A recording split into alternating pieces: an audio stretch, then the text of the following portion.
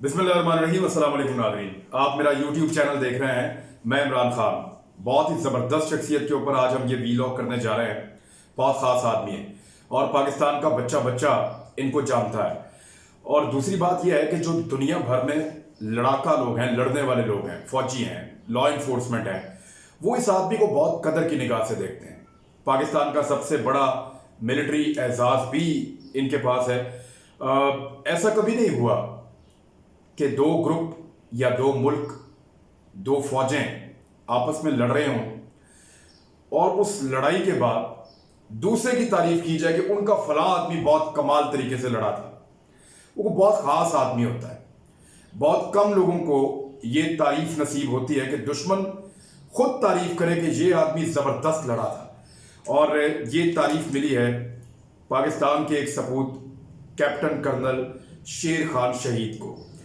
अब मैं थोड़ा सा जो इंसिडेंट था, वाकया था, उसकी कुछ ऐसी चीज़ें आपके सामने रखता हूं जिससे आपको प्रैक्टिकली पता चलेगा कि कर्नल शेर खान कितना ज़बरदस्त आदमी था, कैसा ज़बरदस्त करैक्टर था और किस तरीके से उसने पाकिस्तान की फ़ौज के लिए लड़ाई लड़ी और कैसे वो हार मानने वाला नहीं था। एक बड़ी सिंपल एग्जाम्पल है कि आदमी तब तक नहीं हारता जब तक वो हार नहीं मानता। और कर्नल शेर खान इसके लिए एक मिसाल था। उसने ये नहीं देखा दुश्मन कितना बड़ा है, उसने ये नहीं देखा यहाँ मौसम कैसा है, उसने ये नहीं देखा कि मेरे पास हथियार कितने हैं, उसने ये नहीं देखा कि मेरी तादाद कितनी कम है लोगों की। उसने ये देखा मुझे करना क्या है। और वो करने के लिए वो उस लेवल तक गया, उस हद तक गया जिस हद से बहुत पहले बहुत बड़े बड़े नाम रुक जाते हैं। बहुत बड़े बड़े जीदार लोग, बड़े बड़े जिगरे वाले लोग जिस हद पे जाकर रुक जाते हैं, वो उस हद को फलांग गया। अकेला नहीं, उसने अपने साथ अपने साथियों की भी मोटिवेट किया कि तुम भी मेरे साथ चलो। उसकी तकरीर में वो ताकत थी, उसकी आवाज में वो गरज थी, उसके अंदर वो ईमान था कि जब वो बोलता था तो उसकी आवाज दिल के अंदर उतरती थी। तो उसने इस तरीके से मोटिवेट किया अपने साथ मौजूद साथियों को कि वो सारे के सारे मौत के मैदान में कूद गए। जो उनका आखिरी मार्का था उसके बारे में दुश्मन ने ये कहा कि हम लोग जो पीछे से बैठकर देख रहे थे तो हमने ये डिसाइड किया कि ये तो खुदकुशी है, ये क्या कर रहा है और ये कैसे कर सकते हैं ये लोग, ये खुदकुशी है। हम बहुत ज्यादा हैं और वो बहुत कम हैं, लेकिन उसके बावजूद उनकी लड़ने की सलाहियत और उनका लड़ने का तरीका वो खुदकुश हमला है। ऐसा नहीं हो सकता कि यहां से किसी को यकीन हो कि वो आएगा, फतह करेगा, वापस चला जाएगा। उसको पता है कि वो मौत के मुंह में जा रहा है या उसने मौत के मुंह में छलांग लगाई है। और अकेले नहीं लगाई, वो अपने साथ दूसरों को कायल करके लाया है। ये उसकी क़यादत की क्वालिटी थी। कर्नल शेर के बारे में बहुत सारी चीजें जो हैं वो लोग शायद नहीं जानते, लेकिन कुछ चीजें जो हैं वो जब वो शहीद हो गए तो उनके भाई ने कुछ कहा था, वो आगे जाके मैं आपको सुनाऊंगा। लेकिन इस करैक्टर के बारे में पाकिस्तान को पता कैसे चलता है? हुआ ये कि इंडियन आर्मी ने इंडियन गवर्नमेंट को बताया कि हम एक ऑफिसर को लेकर आए हैं श्रीनगर और वहां से हमने उसको पहुंचाया है दिल्ली। और ये जो बंदा जिसको हमने दिल्ली पहुंचाया ये बहुत खास आदमी है। हम चाहते हैं कि इसकी लाश पाकिस्तानी सफारतखाने के हवाले की जाए और वहां से पाकिस्तान जाए। तो वहां पे कुछ गुफ्तो-शुनीद के बाद ये तय पाया कि कर्नल शेर खान को कराची ले जाया जाएगा। कर्नल शेर खान की लाश को जो है वो भारतीय फौज ने फौजी प्रोटोकॉल के तहत पाकिस्तान के सफारतखाने को दिया। लेकिन वहां पे मौजूद एक फौजी ऑफिसर जो ब्रिगेडियर थे, जो उस वक्त कमांड कर रहे थे अपनी फौज की, ब्रिगेडियर MS बाजुआ, उन्होंने एक चिट लिखी और वो लिखकर इस फौजी की जेब में डाल दी, कैप्टन कर्नल शेर खान शहीद। और उस चिट के ऊपर उन्होंने क्या लिखा वो मैं आपको बढ़ के सुनाता हूं। उस चिट पे लिखा था, 12 NLI के कप्तान कर्नल शेर खान बहुत बहादुरी और जीतदारी से लड़े, उन्हें उनका हक देना चाहिए। ये लिखा ब्रिगेडियर MS बाजुआ ने। और उसने ये भी कहा कि मैं 71 की जंग भी लड़ा हूं, लेकिन मैंने ऐसे किसी को हमले करते हुए और लड़ते हुए नहीं देखा।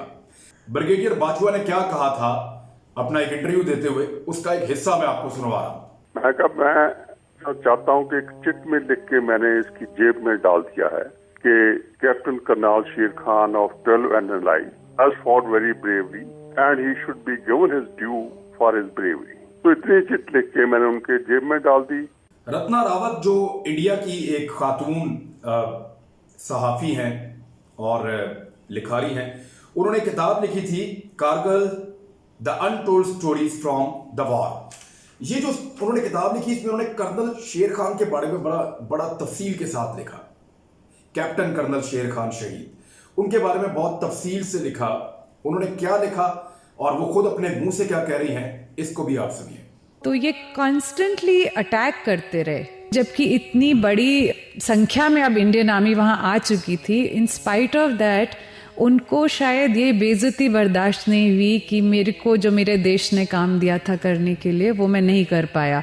और जो लोग ये बैटल देख रहे थे, जो इंडियन सोल्जर से लड़ रहे थे, तो वो सब कहते हैं कि ये सुसाइडल था। जो वो कर रहे थे वो खुद जानते थे कि इसमें सक्सेस नहीं हो सकता क्योंकि they were completely outnumbered, but in spite of that उन्होंने रिट्रीट नहीं किया और वो बार बार अटैक करते रहे जब तक कि वो मरे नहीं। अब जरा कर्नल कैप्टन शेर खान शहीद की जो जिंदगी है उसकी तरफ आ जाए, फिर मैं आपको लेकर जाता हूं कि उस महाज पे एक्चुअली हुआ क्या और किस तरीके से उन्होंने जामे शहादत नोश किया।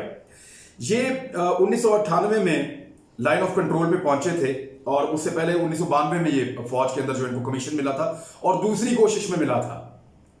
कमीशन जो है वो फौज में दूसरी कोशिश में मिला और इनाम सबसे बड़ा मिल गया, सबसे आगे निकल गए, आर्मी चीफ से भी आगे निकल गए। तो 1998 में लाइन ऑफ कंट्रोल पे ये पहुंचे और उसके बाद इनको वहां पे ड्यूटी दी गई और सर्दियों में जब भारतीय फौज पीछे चली गई तो इनकी यूनिट ने, उनकी ये ख्वाहिश थी कि ये जो सामने चोटियां नजर आ रही हैं इनमें से एक खास चोटी है, इस पे कब्जा कर लिया जाए। अभी वो इन चीजों के ऊपर गुफ्तो शरीद कर रहे थे तो कैप्टन कर्नल शेर खान शहीद ने ये पैगाम भिजवाया कि चोटी पे मैंने कब्जा कर लिया है। इस बात पे फिर फौज के अंदर बहस हुई और ये तय पाया कि इनको वापस बुलाया जाए और कैप्टन कर्नल शेर खान शहीद को ये कहा गया कि आप वापस आ जाए, लेकिन जब वो वापस आए तो अपने साथ भारतीय फौजियों का बहुत सारा सामान उठा लाए। उनकी गोलियां ले आए, उनके मैगजीन्स ले आए, उनके ग्रेनेड्स ले आए, उनके कुछ स्लीपिंग बैग्स ले आए और उनके इस्तेमाल का काफी सारा सामान कैप्टन कर्नल शेर खान शहीद यादगार के तौर पे ले आए कि ये देखें जी मैं वहां गया था, ये उनका सामान पड़ा है, ये मैं ले आया। एक बहादुर आदमी थे और जो इनके सिपाही से उनके साथ इनका ताल्लुक बड़ा जबरदस्त था। आप जितने भी निशाने इधर देखेंगे या जिनके बारे में आप सुनेंगे, आपको पता चलेगा कि उनका अपने सोल्जर के साथ जो रिलेशन था वो बड़ा मजबूत था। ये एक बहुत बड़ी खूबी होती है एक ऑफिसर की। तो कर्नल शेर खान जो है वो वहां पे मौजूद थे। इसके बाद उनको टाइगर हिल्स में भेजा गया 4 जुलाई 1999 को।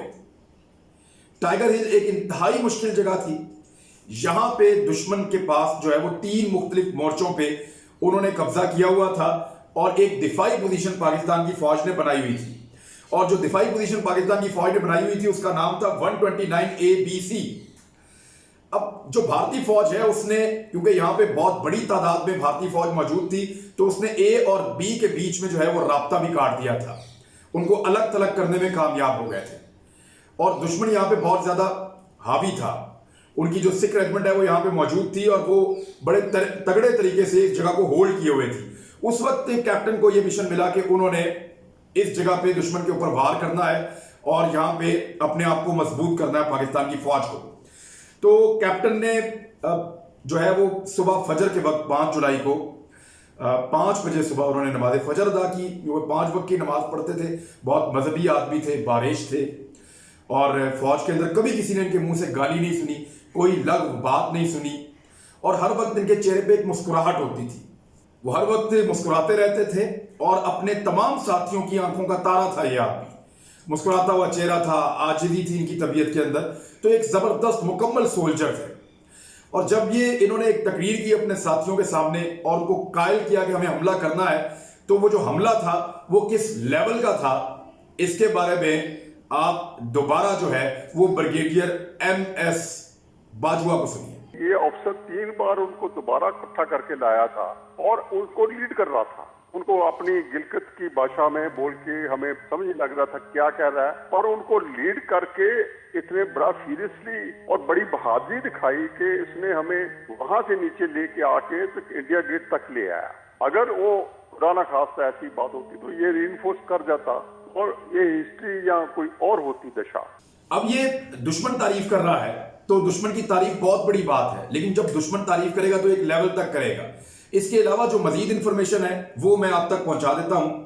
तो एक्चुअली कर्नल कैप्टन शेर खान शहीद ने जब ये आखिरी हमला किया और दुश्मन के साथ लड़ाई में गए, उनसे ये बर्दाश्त नहीं हो रहा था कि मैं नाकाम लौट जाऊं। वो बार बार अटैक कर रहे थे और बार बार दुश्मन को भागने पर मजबूर कर रहे थे। उस वक्त वो दुश्मन के इतना करीब आ गए कि हाथों से लड़ाई शुरू हो गई और उसके अंदर उन्होंने दुश्मन को खुदेड़ना शुरू किया, दुश्मन को मारना शुरू किया, उसको नुकसान पहुंचाना शुरू किया। और उस वक्त के सोर्सेज के मुताबिक पाकिस्तानी फौज की तादाद वहां पे जो कैप्टन कर्नल शेर खान के साथ मौजूद थे वो इंतहाई कलील थी। सिपाही एक एक करके शहीद होते गए और फिर कुछ शहरी शाहिदीन के मुताबिक कैप्टन कर्नल शेर खान खुद भी जख्मी हो गए, लेकिन जख्मी होने के बावजूद वो लड़ते रहे। और उस वक्त उन्होंने देखा कि भारतीय फौजी शहीद होने वाले पाकिस्तानी फौजी के ऊपर जो है वो ठुड्डे मार रहा है, और उन्होंने करीब पड़ी हुई एक गन उठाई और निशाना लगा के उस भारतीय फौजी को भी मार दिया और उसके बाद मजीद भारतीय फौजियों पे हमला कर दिया। भारतीय फौज को उस वक्त ये लगा कि शायद दोबारा हमला हो गया और पाकिस्तान की ताजा कुमक आ गई है, लेकिन वहां पे एक शख्स जख्मी हालत में जिसका नाम कैप्टन कर्नल शेर खान शहीद था वो मुकाबला कर रहा था। वो शेर था, वो मुकाबला करता रहा, यहां तक कि भारतीय फौजियों को भागना पड़ा। लेकिन उस वक्त फिर एक कृपाल सिंह नामी भारतीय सिपाही था जिसको स्पेशली टास्क दिया गया, उसने इंतहाई करीब से छुप के वार किया और एक पूरा ब्रस्ट मारा कैप्टन कर्नल शेर खान शहीद को, और उस ब्रस्ट के नतीजे में वो जामे शहादत नोश कर गए। अब इसके बाद जो है वो मुख्तलिफ लोग मुख्तलिफ चीज़ें बताते हैं। कुछ लोगों का ये कहना है कि कर्नल कैप्टन शेर खान शहीद ने शहीद होने के बावजूद ज़मीन पर गिरने की बजाय अपनी गन से टेक लगाकर वहाँ बैठना पसंद किया, और नीचे खड़े हुए जो भारतीय फौज के ऑफिसर थे वो तारीफ करते रह गए कि इस लड़के ने मैदान जंग का नक्शा बदल दिया था। वहाँ जो पाकिस्तानी फौजी मौजूद थे उनमें से सिर्फ कैप्टन कर्नल शेर खान शहीद की लाश को वो वापस लेकर गए और उन्होंने पूरे सम्मान के साथ, पूरी इज्जत के साथ उनको श्रीनगर पहुंचाया और वहां से उनको दिल्ली पहुंचाया। और इस बीच में जो ब्रिगेडियर MS बाजवा हैं उन्होंने एक चिट लिखकर कैप्टन कर्नल शेर खान शहीद की जेब में रख दी और उस चिट में उन्होंने लिखा, 12 NLI के कप्तान कर्नल शेर खान बहुत बहादुरी और जीदारी से लड़े, उन्हें उनका हक देना चाहिए। और फिर हुकूमत पाकिस्तान ने उनको उनका हक दिया। अब जरा आप ये सुने कि इस तरह के सबूत किस तरह के घरों में पैदा होते हैं और कैसा जज्बा होता है जो उनको मैदान जंग में इतना आहनी बना देता है, इतना मजबूत बना देता है। वैसे तो पाकिस्तानी फौज ने ऐसी बेशुमार मिसालें कायम की हैं। मेजर शब्बीर शरीफ शहीद की आप मिसाल ले लें, आप लालक जान शहीद की मिसाल ले लें, आप अजीज भट्टी शहीद की मिसाल ले लें, राशिद मिन्हास की, किसका नाम लूं मैं। सारों ने शानदार कारनामे किए हैं और जबरदस्त कामयाबियां हासिल की हैं। और इसके अलावा अभी जो पाकिस्तान ने वॉर ऑन टेरर लड़ी है पाकिस्तान के अंदर, इसमें भी बेशुमार जुर्रत की दास्तानें हैं जो उन्होंने रकम की हैं। तो कर्नल शेर खान के भाई के ये 2 जुमले आप सुनिए। जब उनसे पूछा कि क्या वो आपसे डरते थे, छोटे थे आपसे, तो उन्होंने क्या कहा? सर, शेर डरते नहीं है। और दूसरा जुमला आप ये सुनिए उनका कि कश्मीर की आज़ादी के बारे में कैप्टन कर्नल और उनकी फैमिली क्या सोचती थी। हमें खुशी है उसकी शहादत पर, मगर एक बात का कि जब तक हमारे कश्मीरी भाई आज़ाद नहीं होंगे हमें गम रहेगी। ख्वाब तो उसके तकरीबन तकमील तक पहुंच जाएंगे इंशाअल्लाह। कर्नल शेर की जब शहादत की खबर आई तो हम ये कभी कबूल नहीं करते, क्योंकि हमें कश्मीर की फतह की खबर नहीं आती। तो ये है कैप्टन कर्नल शेर खान की फैमिली, उनके भाई और उनका पूरा गांव जो है। अगर आप वहां पे स्वाबी में जाएं जहां उनका गांव मौजूद है नवाकले, तो आपको नजर आएगा कि हर बच्चा शेर खान बनना चाहता है। हर नौजवान जो है वो उसकी तरह हथियार उठाना चाहता है और कश्मीर की आज़ादी का ख्वाब देख रहा है। वो टाइगर हिल आज भी वहां पे है सर्द, उसी तरह उस पर आज भी वैसे ही बर्फ पड़ी है, वैसे ही ग्लेशियर्स वहां पे मौजूद हैं, वैसी ही चट्टानें वहां पे मौजूद हैं जहां कर्नल शेर खान शहीद हुए थे। लेकिन एक बात याद रखिएगा कि जब तक ये टाइगर हिल रहेगा, ये गवाही देगा कि इसके ऊपर एक आदमी ने कदम रखे थे और उसके जैसा आदमी ना इसने दोबारा देखा और ना वहां पलट के आया। अब तक के लिए इतना ही। अल्लाह हाफिज।